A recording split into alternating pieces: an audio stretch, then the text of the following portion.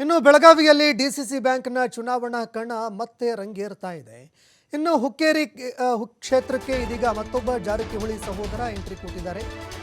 MLC Lakhan Jarkiholi ಚುನಾವಣಾ ಅಖಾಡಕ್ಕೆ entry ಕೊಟ್ಟಿದ್ದಾರೆ. ಮುಖಂಡರು ಕಾರ್ಯಕರ್ತರ ಜೊತೆಯಲ್ಲಿ ಲಖನ್ ಜಾರಕಿಹೊಳಿ ಇವತ್ತು ಸಭೆ ಕೂಡ ಮಾಡಿದ್ದಾರೆ. ಹೀಗಾಗಿ ಬೆಳಗಾವಿ ಡಿಸಿಸಿ ಬ್ಯಾಂಕ್ ಚುನಾವಣಾ ಕಣ ಮತ್ತೆ ತೀವ್ರ ರಂಗೇರ್ತಾ ಇದೆ. ಇನ್ನು ಈ ಒಂದು ಚುನಾವಣಾ ಕಣ ಅಂದರೆ ಡಿಸಿಸಿ ಬ್ಯಾಂಕ್ನ ಚುನಾವಣೆ ವೈಯಕ್ತಿಕವಾಗಿ ಟೀಕೆಗೂ ಕೂಡ ಕಾರಣವಾಗ್ತಾ ಇತ್ತು. ವೈಯಕ್ತಿಕವಾಗಿ ಟೀಕೆ ಟಿಪ್ಪಣಿಗಳಿಗೂ ಕೂಡ ಕಾರಣವಾಗಿತ್ತು. ಆದರೆ ಇದೀಗ ಮತ್ತೊಬ್ಬ ಜಾರಕಿಹೊಳಿ ಸಹೋದರ ಹುಕ್ಕೇರಿಗೆ ಎಂಟ್ರಿ ಕೊಟ್ಟಿದ್ದಾರೆ.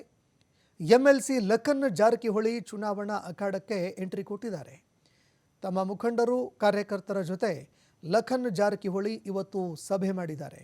ಹೀಗಾಗಿ ಬೆಳಗಾವಿ ಡಿಸಿಸಿ ಬ್ಯಾಂಕ್ ಚುನಾವಣಾ ಅಖಾಡದಲ್ಲಿ ಏನಾಗತ್ತೆ, ಗೆಲುವು ಯಾರದ್ದು, ಕತ್ತಿ ಬಣದ್ದ ಅಥವಾ ಜಾರಕಿಹೊಳಿ ಬಣದ್ದ ಅನ್ನುವಂತಹ ಪ್ರಶ್ನೆ ಎದುರಾಗ್ತಾ ಇದೆ.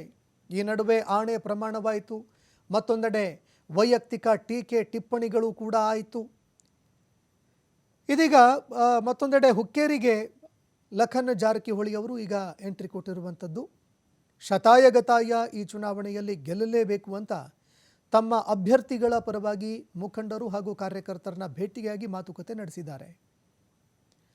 ಈ ಬಗ್ಗೆ ಮತ್ತಷ್ಟು ಮಾಹಿತಿ ಕೊಡ್ತಾರೆ ಪ್ರತಿನಿಧಿ ಶ್ರೀಧರ್ ಫೋನ್ ಸಂಪರ್ಕದಲ್ಲಿ ಜಾಯ್ನ್ ಆಗಿದ್ದಾರೆ. ಶ್ರೀಧರ್, ಈಗ ಹುಕ್ಕೇರಿ ಮತಕ್ಷೇತ್ರಕ್ಕೆ ಲಖನ್ ಜಾರಕಿಹೊಳಿ ಅವರು ಎಂಟ್ರಿ ಕೊಟ್ಟಿದ್ದಾರೆ.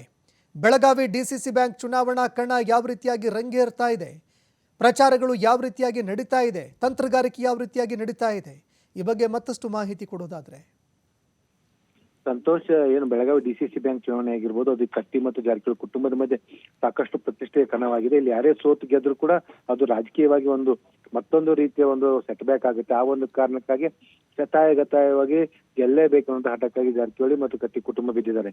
ಇಲ್ಲಿವರೆಗೆ ಸತೀಶ್ ಜಾರಕಿಹೊಳಿ ಮತ್ತು ಬಾಲಚಂದ್ರ ಜಾರಕಿಹೊಳಿ ಅಣ್ಣಾ ಸಾಹೇಬ್ ಜೊತೆ ಕತ್ತಿ ಕುಟುಂಬದ ವಿರುದ್ಧ ಅಖಾಡಕ್ಕಿಳಿದು ಈಗಾಗಲೇ ಚುನಾವಣಾ ಪ್ರಚಾರ ನಡೆಸ್ತಾ ಇದ್ರೆ, ಈಗ ಜಾರಕಿಹೊಳಿ ಕುಟುಂಬದ ಮತ್ತೊಬ್ಬ ಸಹೋದರ ಆದಂತ ಲಖನ್ ಜಾರಕಿಹೊಳಿಗೆ ಎಂಟ್ರಿ ಕೊಟ್ಟಿದ್ದಾರೆ. ಲಖನ್ ಜಾರಕಿಹೊಳಿ ಕೂಡ ಹುಕ್ಕೇರಿ ಆಗಿರ್ಬೋದು ಮತ್ತೆ ಯಮಕನಮರಡಿ ಮತಕ್ಷೇತ್ರದಲ್ಲಿ ಹೋರಾಟ ನಡೆಸಿ ಪಕ್ಷದ ಕಾರ್ಯಕರ್ತರನ್ನ ಮತ್ತು ಬರ್ತಕ್ಕಂಥ ಡಿಸಿಸಿ ಬ್ಯಾಂಕ್ ಆಗಿರ್ಬೋದು, ವಿದ್ಯುತ್ ಸಂಘದ ಚುನಾವಣೆ ಆಗಿರ್ಬೋದು, ಅದಕ್ಕೆ ಸಂಬಂಧಪಟ್ಟಂತೆ ಈಗಾಗಲೇ ಮತಬೇಟೆಯನ್ನು ನಡೆಸ್ತಾ ಇದ್ದಾರೆ ಅಂತ ಹೇಳ್ಬೋದು.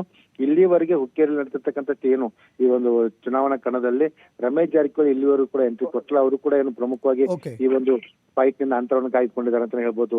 ಸಂತೋಷ್, ಧನ್ಯವಾದಗಳು ಶ್ರೀಧರ್ ನಿಮ್ಮೆಲ್ಲ ಮಾಹಿತಿಗೆ.